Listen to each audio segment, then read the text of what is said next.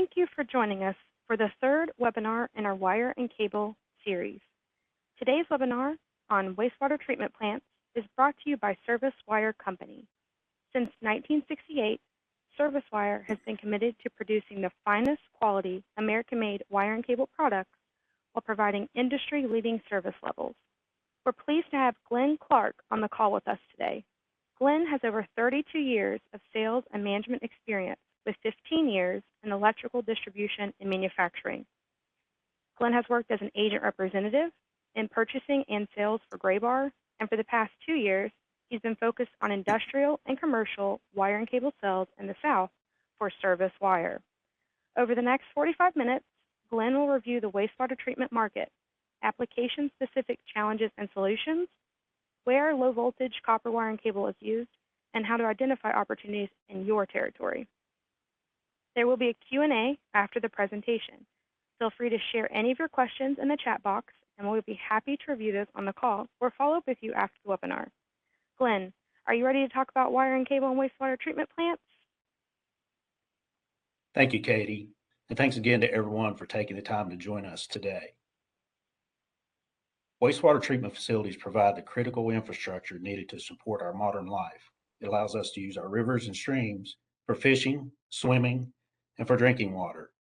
Without it, life would be much different than what we are accustomed to today. There are more than 16,000 publicly owned wastewater treatment plants in the U.S. alone. These facilities pump trillions of gallons of water a day, essential for our consumption. In New York City alone, for example, there are 14 designated facilities that can pump approximately 1.3 billion gallons of water per day. That's a lot of required capacity. But with the growing population concerns and many plants in desperate need of updates, these facilities are looking for reliable wire and cable solutions that can keep water flowing. On average, U.S. wastewater treatment plants are functioning at 81% of their design capacity, while 15% of facilities have reached or exceeded capacity already. This is an alarming issue as growing urban environments signal an increased need to accommodate a larger portion of the nation's wastewater demand. Though large-scale capital improvements have been made for our systems in recent years, this may not be enough, especially considering that most of our older facilities were built with an average lifespan of 40 to 50 years. Estimates indicate that utilities spent over $3 billion in 2019 to replace almost 4,700 miles of pipeline, but the annual water infrastructure capital investment gap is $81 billion. Talk about new project potential. One of these large projects includes the rehabilitation of the regional wastewater treatment facility in Sonora, California. Originally built in the 1970s, the existing facility was approaching 50 years of service, and while it had undergone updates over the years, the facility was in need of replacement. So the Talamia Utilities District was awarded a construction contract to Kiewit Infrastructure West Company, and construction began in October of 2021. Valued at $35 million, this project includes constructing a new facility capable of treating an average of 2 million gallons of wastewater per day to meet the current California Title 22 standards. From this drone shot, you can see the construction crews have completed the new clarifiers, built a pad for the south process station, and completed the filter chlorine contact basin formwork. We expect to see similar projects announced and come online in the coming months, thanks to the passing of the Infrastructure Investment and Jobs Act. The act called for direct investments in the modernization of U.S. drinking water and wastewater infrastructure over the next 5 years. This bill includes $23.4 billion for clean water for the Clean Water State Revolving Fund and the Safe Drinking Water for SRF programs. $15 billion for lead service line replacement, $10 billion to address treatment substances, and $3.5 billion to support waste infrastructure and tribal communities. So where can you find these projects, and how can you secure the wire and cable bids? Like we've already alluded to, new wastewater treatment facilities and updates to old facilities will most likely be centered around areas with growing populations. Focus on the fastest growing cities and states in your territory. These targets would have the most opportunity to receive funding because of the need to expand wastewater capacity would be greater. Think of these states: Florida, North Carolina, South Carolina, Las Vegas, San Diego, San Antonio, and Houston, for example. This map shows a decade of U.S. population change. Cities and states in green have seen an increase in population growth, while those in pink have seen a decline. While this is a small sample, it is indicative of larger population group trends you can expect to see on a longer timeline. Theoretically, states experiencing a declining population would have less need for rehabilitation in their wastewater treatment facilities than states experiencing high-level growth. Now that we have an understanding of where to look for wastewater treatment projects, we need to be aware of the industry-specific challenges. A few challenges we've already mentioned is the population growth is taxing many wastewater treatment systems and creating a need for new plants. Plus, many of the wastewater treatment and collection facilities are now old and worn and require further improvement, repair, or replacement. This leads to concerns about funding sources. As most facilities are ran by municipalities, often they need government-supported funds for new projects. The challenge here is having a secure funding source for the duration of the project, and spending of the approved funds is dependent upon the government instead of private enterprise. So, for example, if a government project is looking for a bid pricing in mid-2022, the actual copper price or cost of materials may change by the time the project enters the buy stage. This makes it difficult for distributors and manufacturers alike to provide the right pricing to secure these opportunities. Now, let's say we've made it past the bid buy stage and we're looking at a project timing. As we've seen, this can change drastically based on environmental and marketing conditions. There can be funding delays, labor shortages, disease, supply chain disruptions, you name it, all this can throw off the original timeline. In terms of wire and cable, we may be the last stage in the purchasing cycle. So if the other electrical equipment is delayed, like PLCs, transformers, switchgear, etc., the contractors may hold off on purchasing wire and cable.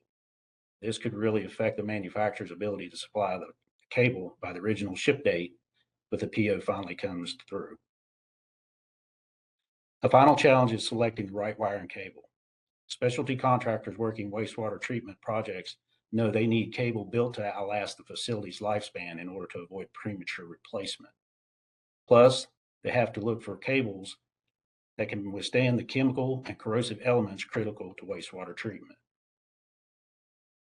The solution is simple. Wastewater treatment facilities need to partner with an experienced and wire cable manufacturer, one that can offer dependable, long-lasting wire and cable built to handle environments susceptible to long-term wastewater exposure. But before we jump into low voltage wire and cable solutions, let's review this application from start to finish. The first step in wastewater treatment is the bar screen. Large vertical bars stand at the inlet of every facility to keep out larger debris. The effluent is then sent to the grit chamber, where the fluid velocity is adjusted to allow particles that can't be treated with chemicals to be settled out. There are three types of grit chambers. Number one, horizontal grit chambers. Number two, aerated grit chambers. And number three, vortex grit chambers. Each accomplishes the same task of removing particle grit material with different methods. Once as many particles as possible have been filtered out, the effluent is sent to the pump house and distributed into the primary treatment process. Here, you will find most of the pumps centrally located to move the effluent into later stages of the process. Pumps can be underground or submerged, but most pumps are located above ground to move the fluid. Each pump typically has its own electric motor powered by a low voltage cable and variable frequency drive. The fluent is then pumped into a large basin called the primary clarifier. These clarifiers function on the principle of settling velocity. it is important that the flow rate of the water pumped into the system is less than the settling velocity of the particles trying to be removed. To accomplish this, engineers will vary the size and the number of the primary clarifiers in accordance with the plant's permitted sewage flow rate.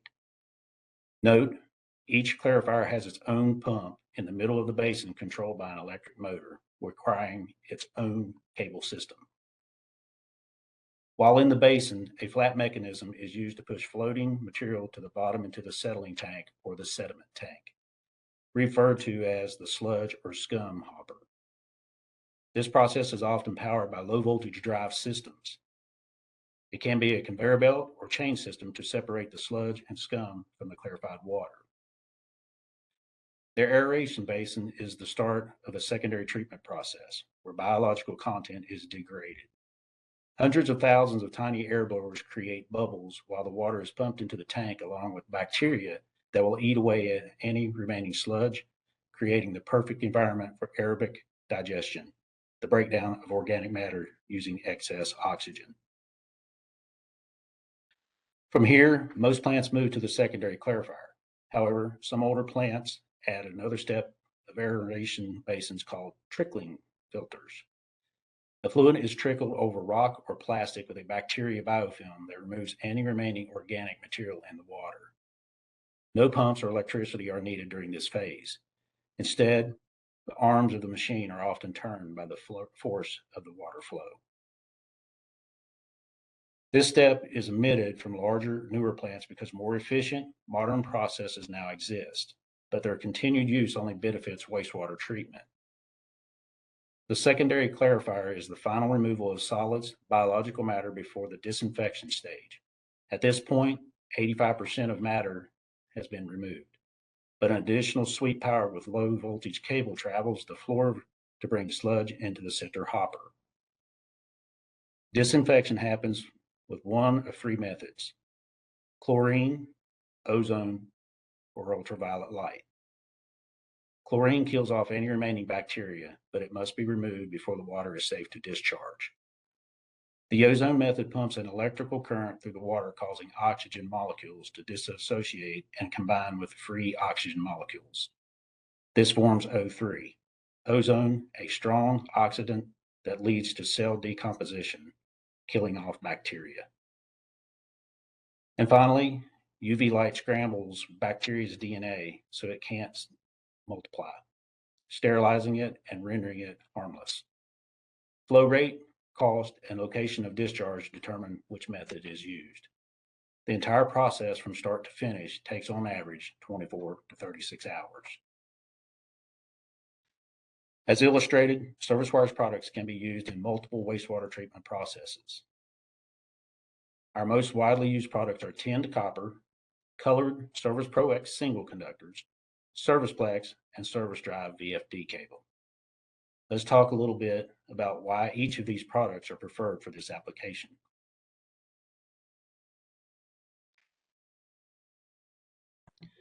But if the wire has long-term, everyone knows that bare copper is used in an array of grounding options, and insulated copper conductors are the best conductor of electricity. But if the wire has long-term exposure to water, chemicals, and corrosive environments, it can become damaged and result in loss of performance.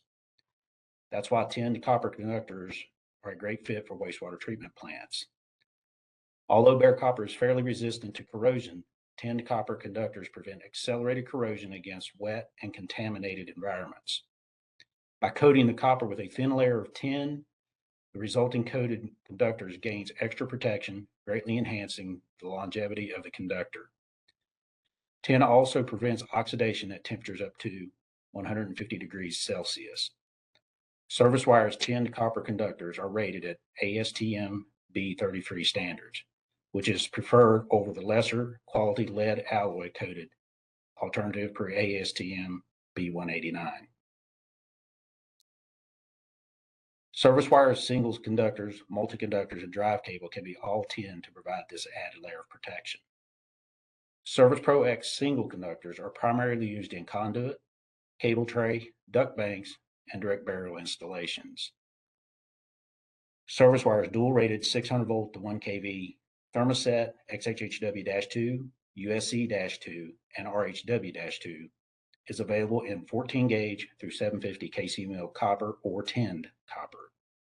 All cables 1/0 and larger are CT rated. Service Pro X is available and stocked in a wide range of industry standard colors, including 480 volt brown, orange, yellow, and gray, commonly used in wastewater treatment facilities. Additionally, conductors can be striped or numbered by request. But the most important benefit of using Service Pro X single conductors is the modern XLP crosslink polyethylene insulation. It does not require pulling lubricant, reduces pulling resistance during installation, and it is easier to strip than traditional crosslink products, all without the added slimy residue. Plus, XLPE or crosslink polyethylene products can better withstand harsh environments, ensuring a longer cable life than PVC or nylon alternatives. In fact, a majority of wastewater treatment facilities use XLPE insulated XHHW-2, USC-2, or RHW-2 over thermoplastic products like THHN or THWN-2. XLPE products like the XHHW-2 highlighted here are more resistant to chemicals and abrasions and far less toxic than PVC in the event of fire or corona discharge. In this comparison chart, you can see that ServiceWire's Thermoset XHHW-2 has a dielectric constant of less than 3.5, meaning the cable's insulation has a greater ability to resist leakage current. And the cable's insulation resistance is substantially higher than PVC. This means the cable can handle more spikes and inrushes over longer periods of time while protecting critical circuits at risk of electrical interference from high leakage currents. XHHW-2 also has a higher maximum and lower minimum temperature rating, protecting the cable in open air installations. Because many of the pumps and controls are installed outside at a wastewater treatment plant, these cables could potentially be exposed to direct sunlight or freezing temperatures on a regular basis. Having this extra protection ensures your wire and cable will keep operations running smoothly. And finally, the Thermoset XLPE compound has almost 5 times the crush resistance of thermoplastic products, proving to be a more durable cable. This is especially critical in wastewater treatment facilities where longer cable pulls with multiple 90-degree bends and underground conduit are common. This leads me to our next product, ServicePlex. This easy-to-install multi-conductor cable is a great solution for these longer pulls. ServicePlex has all of the advantages of Service Pro X single conductors twisted together to form a uniform multi-conductor cable. What may have required 4 individual reels before could easily be replaced with a single reel of ServicePlex. It also reduces the time it takes to execute a pull, providing major savings on labor and material costs. ServicePlex is easily installed in conduit or cable tray. And just like Service Pro X, it is available in all industry standard colors, 14 gauge through 750 kc mil, in XHHW-2, USE-2, or RHW-2. ServicePlex is also the perfect solution to make up for delays in project timing. For example, you may have a project with bid pricing for December 2021, but the order didn't come through until June 2022. Material and copper prices have surely changed in even such a short time. ServicePlex can help with some built-in savings to help make up the difference in future labor costs on the job site. We have shorter than industry lead times for Plex in colors for all black, and we can even cut ServicePlex lengths by specific pulls, or we can install pulling heads. There are a ton of options for this unique ServiceWire product. And last but not least, our VFD cable system service drive.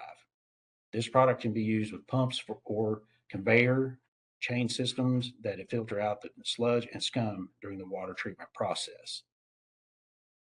If you're struggling to get a wastewater treatment plant, this product is great to help get your foot in the door. Service drive is the only complete solution proven to protect variable frequency drives from common issues such as electromagnetic interference, premature cable failure, common mode stray current, and motor bearing failure. The complete system consists of cable, self-terminating connectors, and termination kits. The cable is insulated with heat and moisture resistant XLPE and covered with a 5mm copper tape shield with black PVC, CPE, or low smoke zero halogen overall jacket.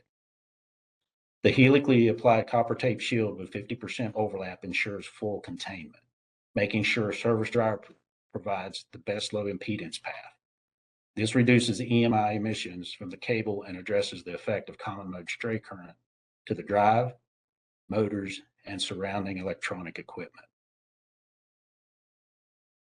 Service drives NFPA 79 compliant thermoset XLPE insulation also better resists the elevated temperatures generated when voltage stresses are high. I could go on as there are so many advantages to using a properly terminated shielded VFD cable. I strongly encourage everyone to check out our Introduction to VFD Cable course on Service Wire Academy to learn more. In this free course, we offer in-depth by proper cable design. Why proper cable design is so critical in these types of applications and how our award-winning service drive system eliminates and reduces the common issues affecting drive performance. Now that you have an understanding of the applicable products, let's review what you need to know when bidding on a wastewater treatment project. Here is a list of questions you should ask when looking to write a wire and cable order. Number one, are we spec'd? Wire and cable for wastewater treatment projects are purchased by municipality specifications. If our product isn't on spec, we need to work with the approving authorities to be added. This really comes down to timing. The sooner you hear of a project, the easier it is for us to get on spec. We have a designated team to help educate engineers on our products and help them develop a new specification. Just reach out if you are interested in pursuing a wastewater treatment project with Service Wire. Number two, what is the project timing? Once you know the spec, we also like to know the project timing. Are you looking for a bid or buy pricing? Is this a project we could secure with a copper contract? What about cross-selling to a labor-saving solution like ServicePlex? When will you need product in hand? Gathering this information is critical. Order delays may prevent on-time delivery options to meet project timelines. And number three, when does cable need to be on site? Similarly, we need to know the desired delivery date. As we've mentioned, this can vary by stage of construction and facility type. Plus, if there are delays in other electrical products, we need to be aware to understand any changes that might also affect wire and cable delivery. Regardless, Service Wire offers flexible delivery dates. We can take an order, store the cable, or ship it on release to the distributor to meet any installation schedule. Number four, who is purchasing the cable? Some end users will do the buying while others leave it up to the contractors. Typically, for municipality projects, the contractors must be local at the state and county level. Don't sweat it. Service Wire's multiple nationwide locations makes us a great partner. Wherever the project, we can provide cable close to home to make the process that much easier on the contractor. So, whether you're looking to write a small 1 to 3 acre subdivision project, a medium 15 to 20 acre plant, or a jumbo 40+ acre facility, Service Wire is your best choice. We have experience in an array of wastewater treatment facilities across the country. Our low voltage tin copper XLPE insulation Service Pro X colored singles, ServicePlex labor saving multi-conductor cable, and Service Drive VFD cable are built specifically for these types of projects. We have a full manufacturing and distribution capabilities in all 3 of our nationwide locations. Plus, we offer low minimum order quantities on special make items and quick lead times. This varies by product type and project timing, but we are pleased to be able to continue to outservice the competition.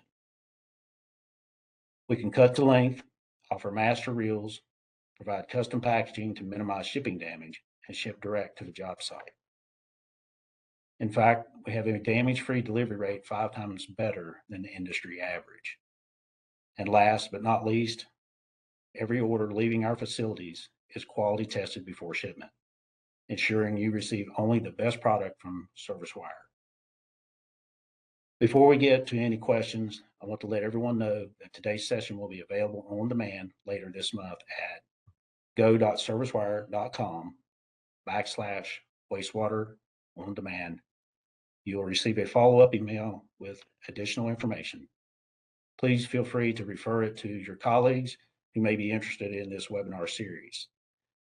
And finally, if you are interested in more application webinars, you can save the date, September 8th, for wire and cable in automotive manufacturing.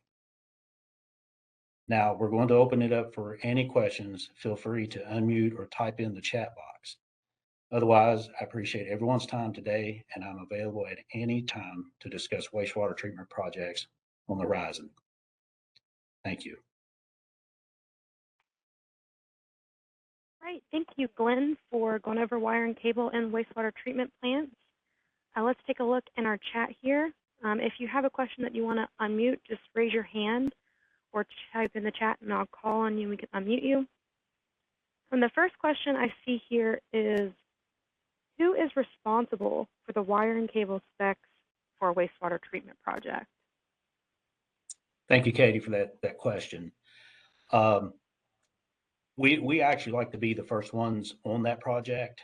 And it all depends on who the specifying engineers are, whether it's a private or on staff for wastewater treatment facilities. That could vary, but involve Service Wire as quickly as you can on the front end stage of that, as we do have in-house expertise on that. Okay. Here's another question that came in. With so many industry supply chain issues, what are Service Wire's current lead times? That's a good question, Katie. With today's climate, that is something that many manufacturers are dealing with. Fortunately, Service Wire has been very proactive in our materials, our compounds, our shipping, keeping costs down, things of that nature. And it could depend on what size project, what the lead times are, the quantities, cuts, how many cuts are on the project. That can vary based on what the material need is at that time. Gotcha. So I have another question here. Is there any preference between copper tape shield and corrugated copper tape shield? That's a good question. We do both. Depending on the size of the cable and the makeup of the cable and size, that would be a question for my industrial engineer, and we'll take that question down and get you an answer pretty quick to that. Okay, we've got another one about stocking options here. Is Service Wire stocking any tinned copper conductor tray cables to be used on these type of projects? If so, which construction? We do. We do a lot of pulp and paper projects. We stock it in our low smoke, zero halogen tinned conductors. Depends on the project, what we'll keep in stock, and we do manage projects. If there's a specific need, we will build the cable, usually with a copper contract. I see one more here. What packaging does Service Wire offer or use to avoid freight damage? Thank you, Katie. There's a couple ways we do this. As everyone knows today, freight damages is a big issue, especially handling of it with the industry moving product so fast due to limited workers. Typically, if our reels are less than 1,500 pounds, we actually flop it on its side on the skid, and we strap it down with a nylon strap versus steel that we used to use, because the nylon, as it shifts in transit, it gives a little where the metal bands wouldn't. They would snap, and then the cable would end up, somewhere else on the floor. And then our 1,500 pounds to 300,000 or to 3,000 pound reel, we ship those upright on a skid, and we strap it down also with the nylon. And then whenever you get to the bigger reels, of 3,000 pounds to 7,000 pounds, we ship those upright also, but on a 2x6 pallet. So we use the heavier duty pallets, and we scotch them with 2x2s to keep it from rolling. And we strap it down with 2 of those nylon straps. We also offer lagging, where we nail boards all the way around the reel itself to protect it from any possible damage of any other skids or material in shipment that might bump into them. We also use service wire packaging cardboard with instructions on handling that can't be replaced or hidden. If they damage cable with a tow motor, you're going to see the tear in the paper. We also, in the very large reels, when you get into the 72-inch or 84, 96-inch reels, we ship those on a flatbed, usually by a carrier that's only taking that wire, and it usually goes straight to the job site, and it's not being LTL in transition. So quite a lot of options there, right, to protect that product. So I see one more question has come in. Which jacket material is preferred for high corrosive environments, i.e. CPE cable type or PVC? It could vary on different application because there's various types of PVC compounds out there. Some are better than others. Same thing with CPE. Some are extruded thermoplastically, and some are done thermoset. It just really depends on the application. The traditional is PVC. And then if you need to get a little more stringent, where you want the added protection, you move to the low smoke zero halogen.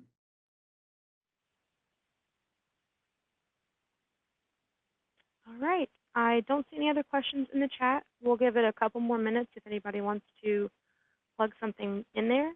If not, you can always reach out to Glenn Clark at glenn.clark@servicewire.com for your industrial wire and cable questions or any wastewater treatment plant specific questions about wire and cable. But as you all have been told, this webinar will be available on demand at go.servicewire.com/wastewater on demand. Be sure to check back on that URL next week or in your follow-up email and refer this application series to any of your colleagues who may be interested. With all that, thank you everybody for attending today. We appreciate it.